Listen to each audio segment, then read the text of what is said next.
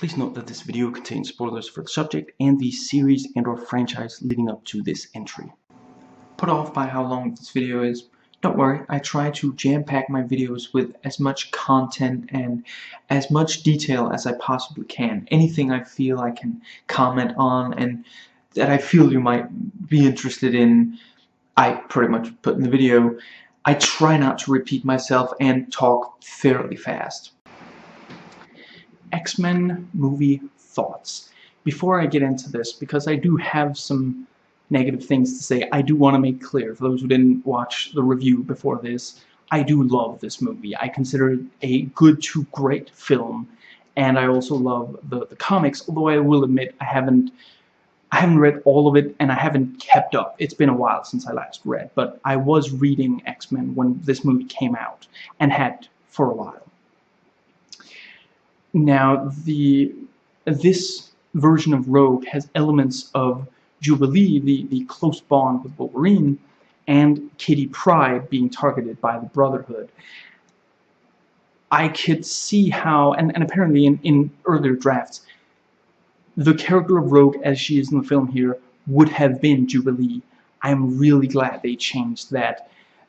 Jubilee is kind of in the film, she just doesn't use her powers. And it's difficult to make the look,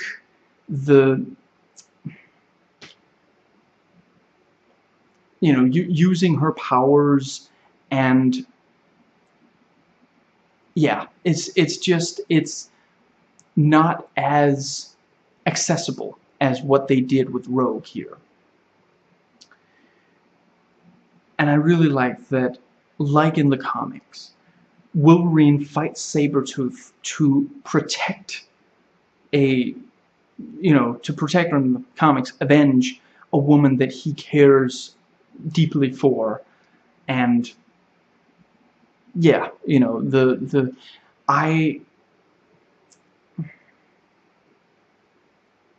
and it's also, he's also protecting Storm, but that the Storm isn't exactly powerless. And the first time she actually used a bolt, she zapped him with lightning. So yeah, when people talk about that Sabretooth isn't, that Sabretooth, he gets locked in the in the cell by Magneto, and like, yeah, but then he also has these really cool moments.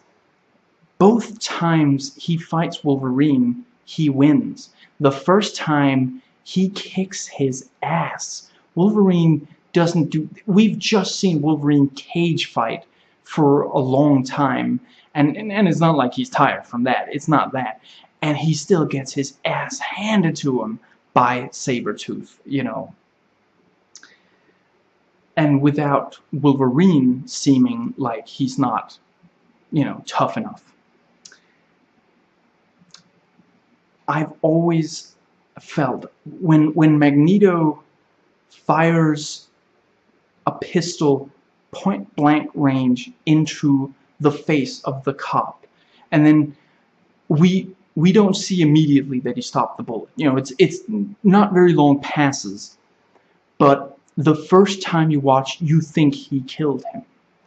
And they didn't have to edit it that way. They could have, I get that they maybe didn't want to do the effect of the bullet leaving the pistol and then reaching, but you could easily have cut it to, the way it's cut.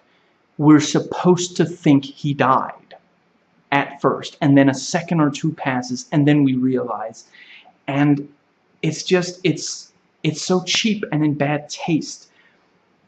If you're not going to kill a character, then don't make us think you did. It's an easy way to falsely get the emotional response without having to deal with the emotional fallout.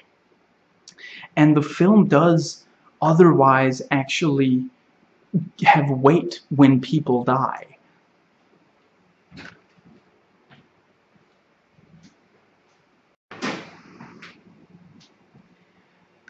you know, when the Brotherhood, as they die off, and you know, we do realize after everything that Mystique did survive, but you know, and it was also like, you know, it could have killed her, but it doesn't.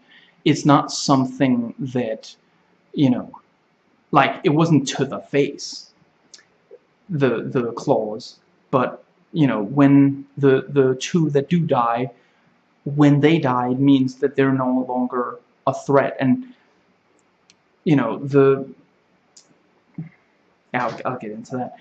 When Senator Kelly dies, it tells us that the machine is lethal, and there's also some pathos in, you know, he even says, I was afraid if I went to a hospital, they would treat you like a mutant. And you know, you know, this man who has persecuted mutants now lives as a mutant for a short time and dies a mutant. You know, he acts as if this group of people choose to be the way that he hates they are, and then he has it forced upon him. You know, he one day has a genetic mutation to him, you know, that, and in his case it was something that was done to him, but it really, you know, it's again, it's like I said in the review, it's a bit on the nose, but nevertheless, it's you know, there's something there. It's not just killing someone to kill someone. And I will agree that the Brotherhood members could have survived, and Toad was even meant to. There was supposed to be a fight scene between him and Nightcrawler in the second movie. You know, but I do feel like the scene as it plays, you know, when they apparently die, it's the kind of thing where you feel like they could have died, so if we don't see them again, okay, they died there. You know, you don't have to make a big thing out of whether or not this character, you know, and they weren't, like, you know, we don't know that much about the characters, so it does boil down to you can kill them off like that, and then that makes room for more characters, you know, which is something smart that this movie does that some of the other movies don't. And some of the other movies try to do, but handle really poorly. But you know, and it's also, even if they don't die, it's something where you buy that they're not going to come back before the climax has played out. You know,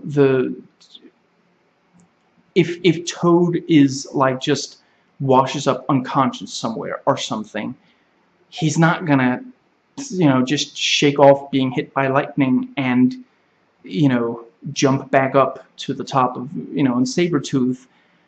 He might lie down there pretty bruised for a while. So it takes them out of the situation and opens the door that maybe they died. If we don't hear about them again, that means they died, and that eliminates the character with us still having gotten some really cool stuff.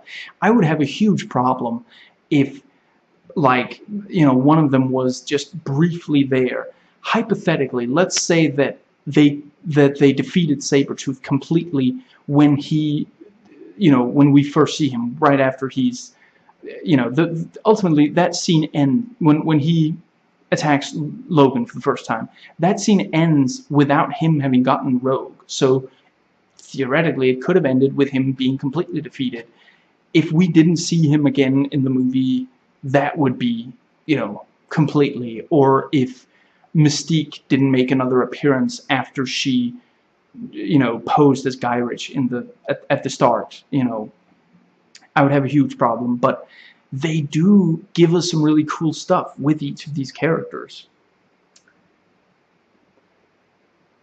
And I also appreciate that the X-Men killing, it's a last resort. You know, they don't kill unless they have to, unless the, you know,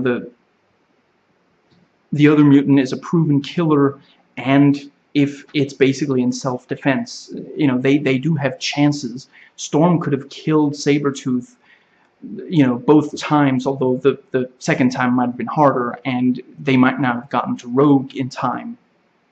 But, you know, she does have other powers than the lightning. And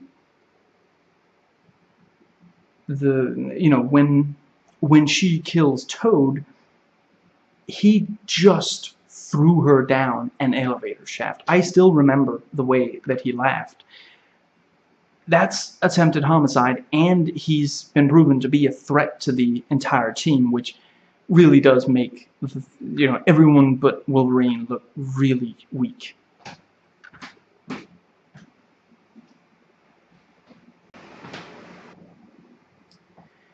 You know, contrast this with how the Brotherhood is willing, nay, eager to kill. You know, Toad kills 1 or 2 guards in, you know, leading up to the climax. Sabretooth kills that guard which is also, you know, such badass kills, by the way, but, you know, and he kills Guy Ritchie, you know, he's apparently mauled by a bear, you know. I love when, you know, what have you done with Henry? Mr. Gyrich has been dead for some time now, Senator. Yeah, as I said in the review, I quote Xavier and Magneto in especially these first 2 movies way too much. That's, yeah.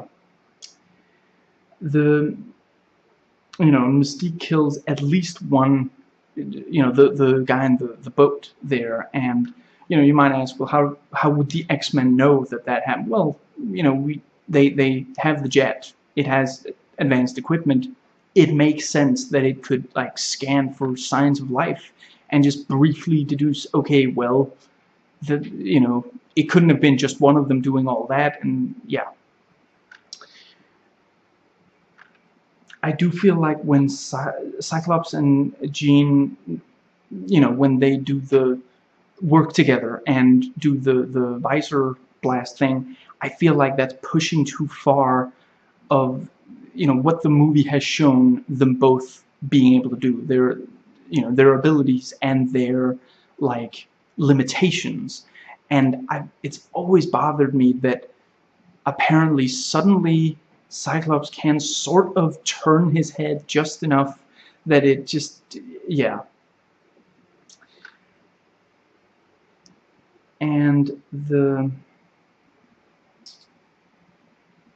you know, and when Rogue is in the machine, you know, some people ask about this. The way I see it, if he had fired before he did, there's a chance he would had killed 1 or maybe all 3, you know, somewhere between 1 or all 3 of the mutants up there. You know, basically, he was waiting for the time when he had the exact right shot, and he zaps Magneto slightly so that he stops using his powers on Wolverine, and yeah, you know, and then it plays out as we see it do in the movie. And, you know, like he said, if he had shot the machine, she would have died. And I don't know, I figured there's a chance that if he had fired earlier than he did, Magneto might have been ready for it. He, you know, they just threw 1 mutant up there, you know, they might throw more up there or shoot or something. And you know, Magneto doesn't just stop Wolverine moving. He starts bending his claws and all this stuff. You know, he's really focusing on Wolverine, and that opens the door to Cyclops. That's the way I see it. I don't know, maybe I'm rationalizing. And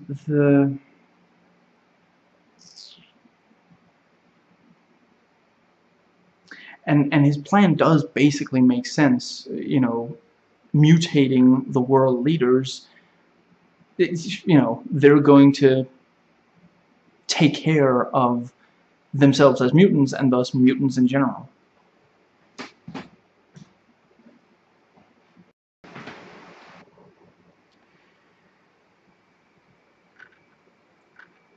you know, there's a deleted scene where, you know, Storm, you know, technically the footage is in the movie, we just don't hear her saying because they put voiceover over it instead. But you know, the Roman Empire stopped persecuting Christians, you know, back when Christians actually were persecuted.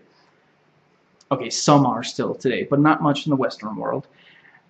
You know, yeah, by the conversion of the leaders, you know. Now, might some of these countries not accept the leaders, you know, their change in, well, I suppose we don't know yet what their stance is, but you know, if all of them come out and, you know, vote in favor of mutants, you know, might some of the countries not accept that, whether or not they realize that their leaders are not mutants? Could be, but Magneto certainly doesn't believe that. He doesn't even accept that Kelly died from the mutation. You know, it seems like he could at least spend a little bit more. We don't know everything that goes on in that conversation, but he doesn't seem like he is willing to believe that he could be wrong. You know, he's only tested, as far as we know, he's only tested it on this one human, and that one human died. You know, he's already got them all captured. You know, I guess, well, there's only, by then he's the only, well, no, wait, isn't Sabretooth still around at that, I don't know, I guess it's somewhat limited what he could do if he still, although it's only just the, you know, he's only just starting it up. It's not like if, I don't know, hypothetically, let's say he, you know, maybe there's proof in the jet, and they tell him, just go to the jet and check, we literally can't move. So, you know, but no, he is so driven by his hatred, he refuses to accept that he might be wrong. And that's so often the case when someone is driven by hatred. They're certain it has to be this way. I will say that it's really fortunate for the good guys that the field radiation dissipates so quickly. You know, it basically, the moment that the machine is stopped, the field dissipates almost right away, because otherwise it would definitely have hit at least some of those people, and nobody knew that it was gonna stop the radiation the moment the machine stopped. And I do feel that it slightly hurts the ticking clock of the climax. And the need to separate characters gets really awkward in the climax. Like, you know, you can tell where the script just says, okay, now this character gets separated from the others, now that character gets, you know, literally Toad just gets in there, and he doesn't, like, there's not a brief fight between some of them. It's not that he starts fighting one and then another runs off or something. No, he punches and kicks, and they, you know, and uses the tongue and everything, but he's like Mom just came home, realized that, you know, well, if you can't play properly together, I'm going to have to separate you. You go to your room, you go to your room, and you go to your room. It's just, it's ridiculous. And it's so obviously, and it could have been, they could have avoided it if they just intentionally started to split up or something. But instead, we just have this, you know, where they're really easily getting temporarily disabled. And the line about, you know, the same thing that happens to everything else. When you have something like that, you do alternate takes on it. You know, just sometimes it takes a lot of time to set up a shot, but just when you have a close-up like that, and it's a short line, just do a few alternate takes. You know, where she says it slightly differently. You know, do some different you know, one-liners. It's hard to do much worse than that. You know, I spent 2 minutes and came up with the following. Let's find out. What do you think? And let me know. Okay, I guess let me know is that's one of the only good lines in the first Charlie's Angels movie, but I stand by the other two. And yes, it was apparently Joss Whedon who wrote that line, but as far as I heard, he meant for it to be delivered far more sarcastically. You know, the same thing that happens to everything else. You know, and that way it could work for the joke, not for this movie. They should have completely rewritten that.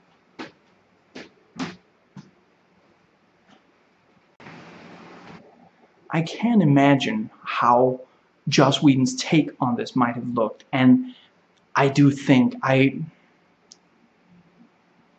love the MCU, and I do prefer, it's my favorite continuity of live-action adaptations, but I do think that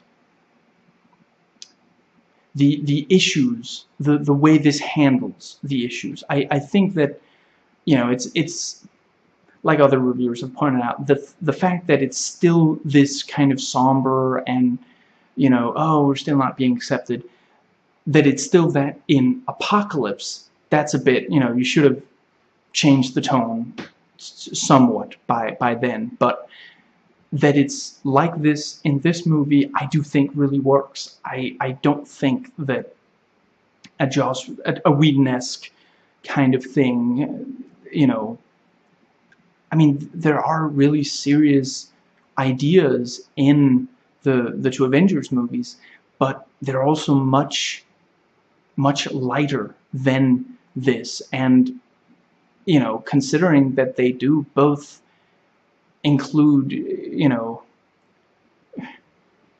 real huge threats to humanity, that's saying something. But, you know, and again, compared to, you know, in this, once we know that the machine kills, then it becomes that Magneto almost kills the leaders of a ton of these different nations. But when, you know, what he's intending to do isn't, you know, this, you know, I don't know, is that serial homicide or is that mass, whatever, you know, he is trying to change the way, you know, he's trying to affect the struggle for human rights for mutants.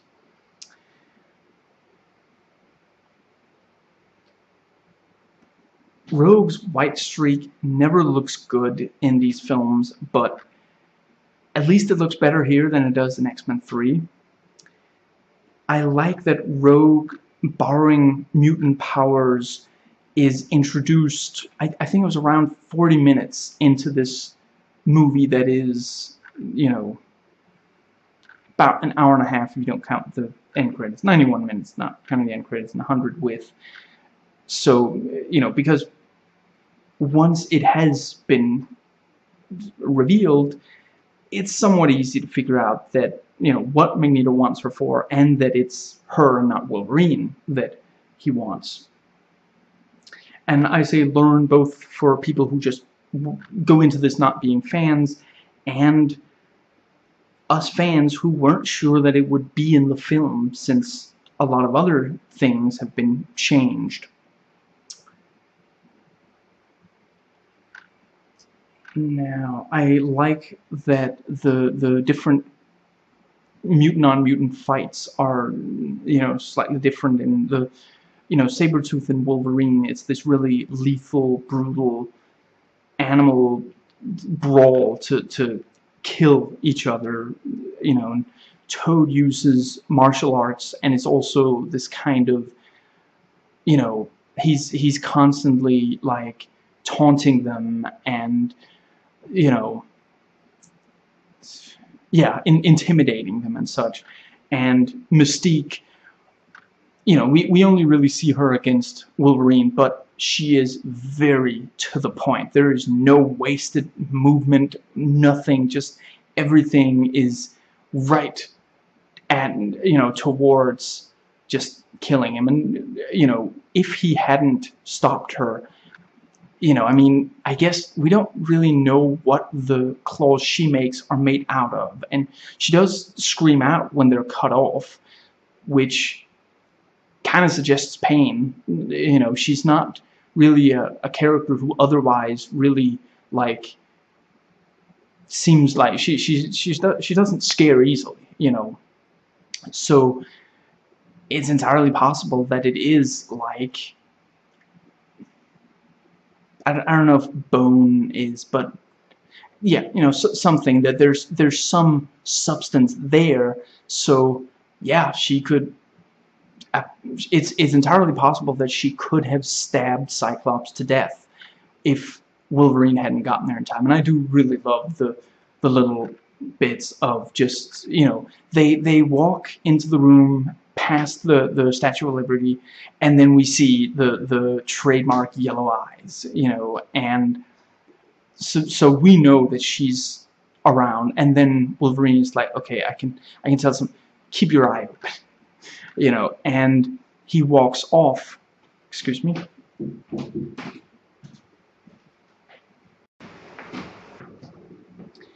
The various times where, yeah, Mystique uses her power to, sneak up on people. He walks off, and she's just hidden herself, there, and makes herself appear as him. And she knows they're expecting him to come back, so she walks, and did you find? No, I know there's someone here, I just can't find him yet. Walks right up close, and then Wolverine jumps in, and when Storm has just killed Toad. I should, for those who haven't heard elsewhere, on the 1.5 DVD of, yeah, on the commentary track, they actually say, what happens to a toad when struck by lightning? It croaks, so yeah, and they came up with that later on, but that would have been a perfectly good, anyway. Yeah, we've just seen Storm kill Toad, so when we see Storm walk into a room, we think that's our Storm. We think that's the real one. And then Wolverine is like, there's something there, they're close, And then he turns around and stabs, and there's like a fraction of a second where you're like, was Mystique, was Mystique hiding as Wolverine and just stabs? Oh no, wait, no, that's Mystique. And it's just, that's quite good. And she's all ready to say the Pledge of Allegiance and everything.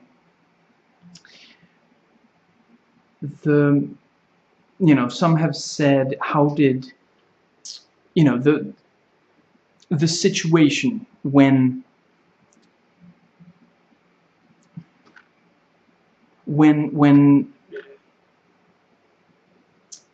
Sabretooth first, when he tries to take Rogue from,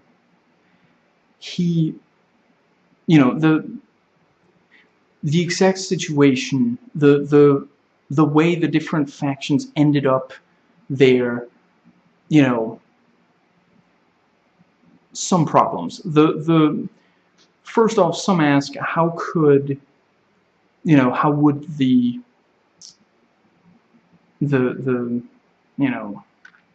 how did the Brotherhood find her?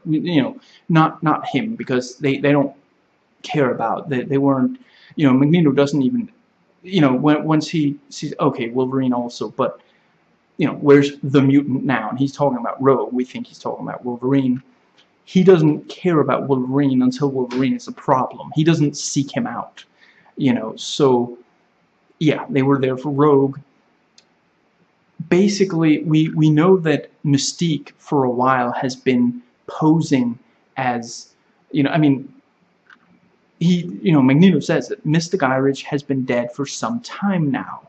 So, yeah, as a senator's aide, and, as a senator's aide, she can get into places that others maybe can't. Once in there, she can, pretend to be other people, and thus get herself in a situation. Senator Kelly has a list of identified mutants. It's entirely possible that either as part of that list or just as part of, like, rumors that have been heard or something, because when Rogue, the boy in Mississippi, at the very least her parents know about that. Maybe they tried to keep it hidden from anybody else, but maybe somebody just heard, and suddenly this girl left and this other kid ended up in a coma. Mystique and Magneto are quite smart. They could have put that together. Then it's just a matter of what does she look like, and keeping school photo or whatever, and then it's just checking out different places and basically posing, doing the T-1000 thing.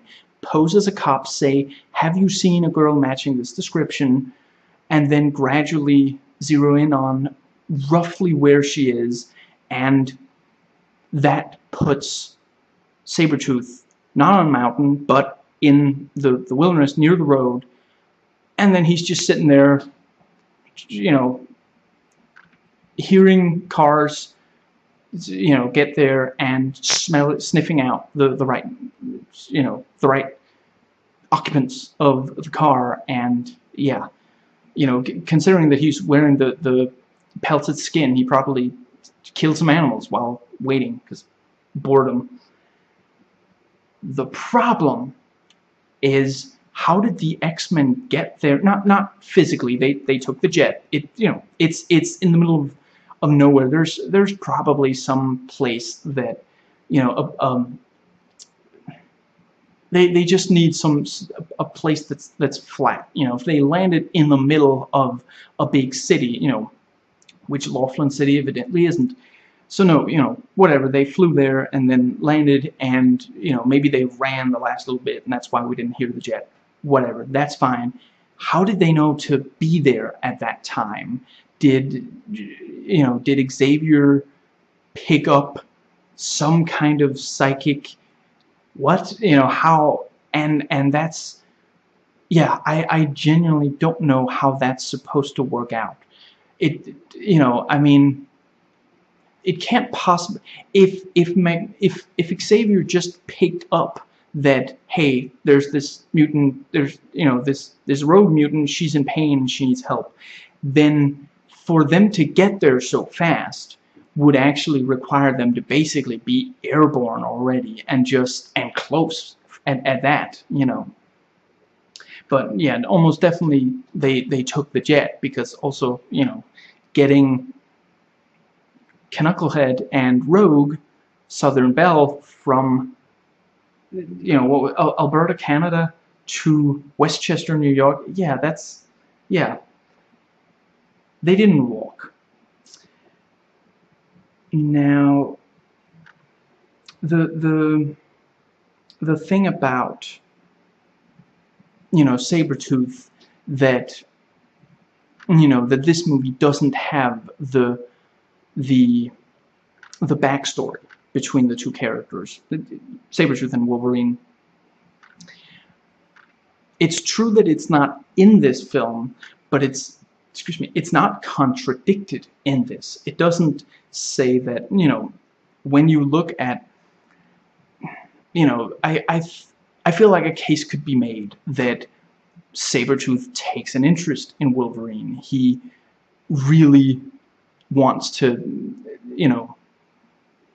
I don't know, some disagree, but I do feel like there's, yeah, he is not just, we don't really see a situation where he could choose to fight someone else and chooses Wolverine instead, but it's true that this doesn't say that he was part of Weapon X, and that he that he had a connection with the Weapon X program, but and that whole team and that, but the character is here and it's not contradicted, and there is a there's the movie, even if no characters or anything in the movie set out to, the movie very clearly puts the two of them against each other, and like I said at the start of this video, having this connection of Wolverine wants to protect a woman from Sabretooth. I feel like the problem is that the sequels didn't pick up. Basically, if in one of the sequels, and then they did the prequel and they botched that, but they could have had Sabretooth show up a few movies down the line. If, let's say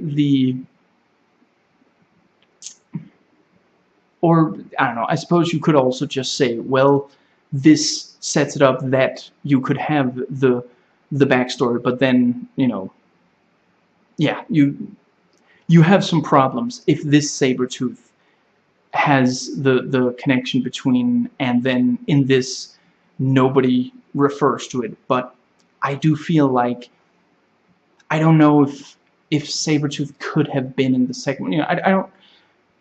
I'm not sure there were plans to put him in, but I guess actually I feel, yeah, I think Sabretooth could have been in the second one. I'm not saying that they necessarily should have. I'm pretty happy with the selection of mutants in the second one, but yeah, hypothetically, I'm not spoiling the second one here, but just saying the second one explores Wolverine's backstory some.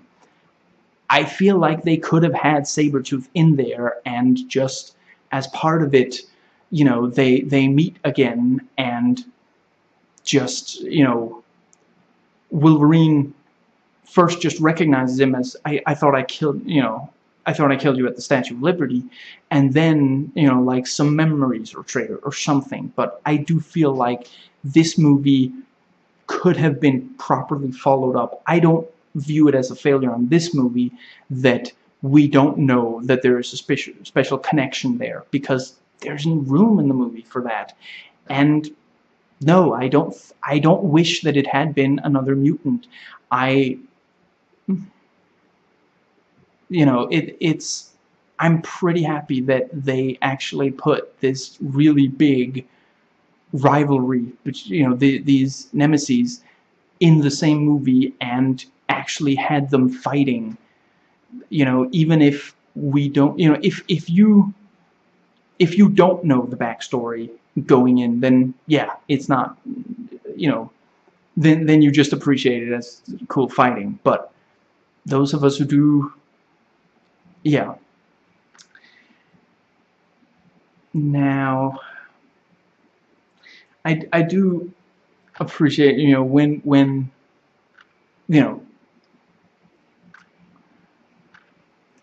I forget if I've said in this video or if only in the review, but some find that they have too much humor with Sabretooth being like weakened or such, and I disagree. I think it just releases the tension. It's the Terminator 2 kind of thing of, if you have this really intimidating, intense character and there's never any release of tension there, then it's just, it can end up just being too much. And it's just, yeah, we need to be able to, yeah, I find it really works. Others disagree. But when he tries to, when he's trying to get back Senator Kelly, I do find it really, really funny. And he tried, it's not like he really made a really bad call there. It just, it was the mutation. I feel like if he had maybe started lifting Kelly further up with still just using the one arm, then you'd have a point that, okay, he screwed up. But as it is, you know, I'm not sure what he would have been able to do to capture. And you know, I don't know if he jumped in. It's that thing of cats don't like baths, so I don't know. But I do really like that the moment that it's happened, you know, he stares and then he turns around, Magneto, and he's holding up the bit of the sleeve, and he's looking, he's like a pet looking at its owner apologetically, like, oh no, I'm sorry. I've never understood why when Xavier has control of the, you know, of both Toad and Sabretooth, and briefly interjecting, the way I see it, Magneto wasn't going to hold them at gunpoint forever. He was just going to do that until Mystique arrived in the helicopter, and he was always going to let the guns drop once that happened. But you know, he would have kept monologuing if Xavier hadn't intervened, which might mean that he's, you know, maybe Xavier was feeling like, this guy gets all the monologues, give me a chance. But he takes over Toad, who has put Rogue in a bag, a Toad bag, if you will, which at first seems a little harsh, but then you stop to think, if he hadn't put her in a bag, then either Anna Paquin herself or a probably underpaid, you know, double would have to be, you know, over Toad's back, all that, you know, for all those shots. So okay, yeah, fair enough. He put her in a bag, but he starts walking very slowly towards Xavier with Rogue. And it might also in part be a staging thing that between him starting to walk to Xavier's car and him coming, you know, Xavier letting go and then him walking back to the other two, I can't tell how far he gets. I have a good idea of where Xavier is in relation to Magneto, because the two of them don't really move once they've, you know, and we have that shot that does a good job of telling us. But yeah, I can't tell how close Toad is, and I feel like, you know, why doesn't he run over there? You know, he literally has Magneto by the throat. You know, and I feel like it could have worked if they had done it.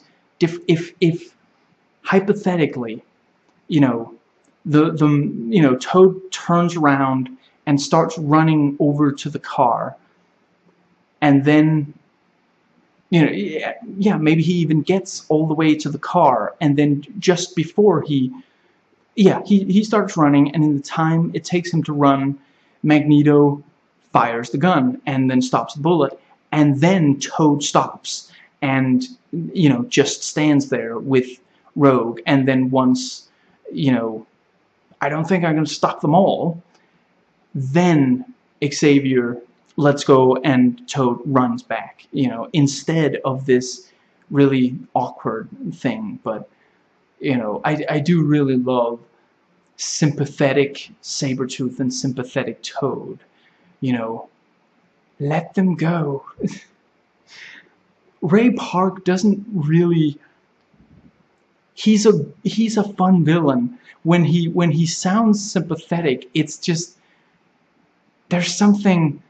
It's just, it feels off, you know. And also the Sabretooth really, you know. But it is a really great reveal. You know, at first you're like, what just happened? Why did Sabretooth grab him? And then, you know, over the coming seconds you realize, oh, it was Xavier that, yeah.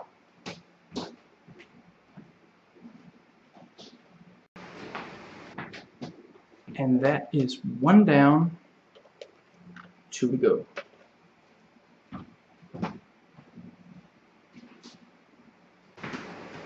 It's been ages since I last showed my notes, but I feel like I'm not sure this is going to happen again. I write fairly small, and I use a ton of abbreviations.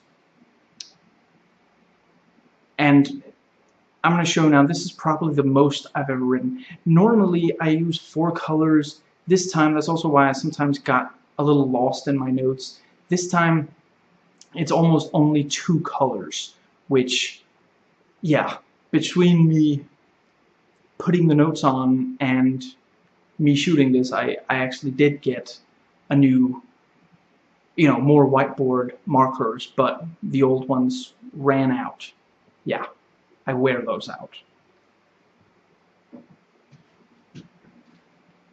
That's how much I wrote this time. I think it's at least twice as much as ever before, since I started using this many abbreviations and since I started writing that small.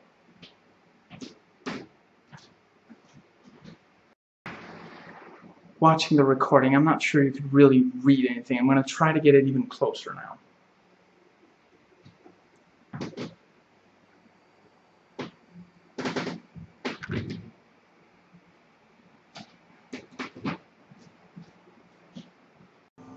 I've reviewed other parts of this franchise. The links are in the description box. Please comment, thumbs up, and subscribe for more content.